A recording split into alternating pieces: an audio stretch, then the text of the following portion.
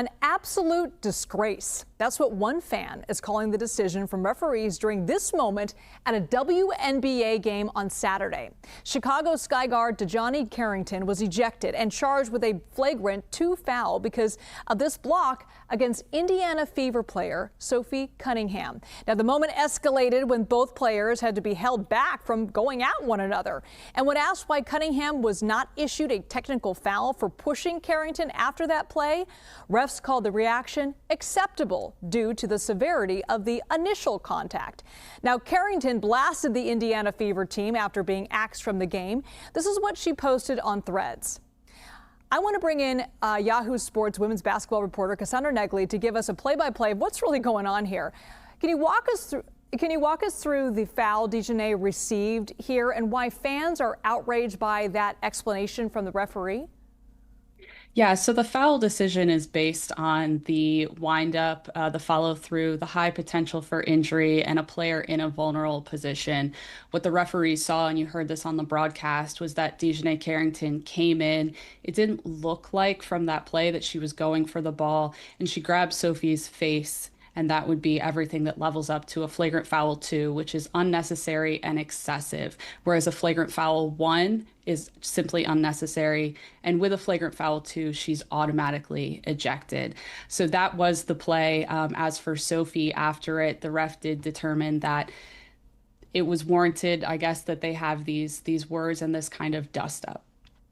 Now, even the Florida Attorney General is weighing in on this play, and he posted this on Twitter saying, quote, "The WNBA knows better than to play games down here in Florida because I'll be charging people with assault." Is this a common foul we see across the league?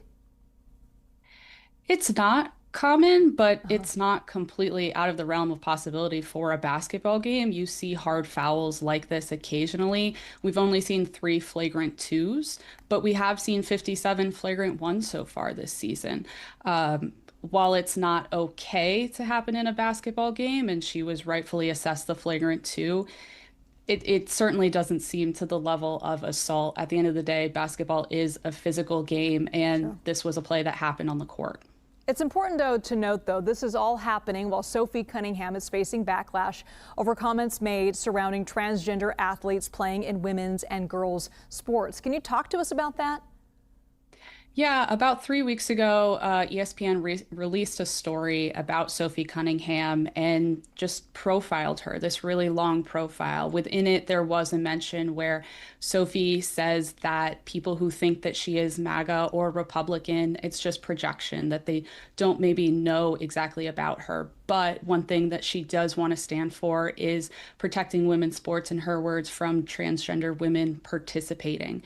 She was asked a couple days later at practice to expand on those comments, and she did. What we've seen since is it became a talking point, and you have both sides very emotional and passionate about this. We have seen some rallies and anti-rallies, or the other side, protests at the game. There have been an incident with the Seattle Storm co-owner, minority owner, who spoke poorly to 2 fans who were there in support of Sophie.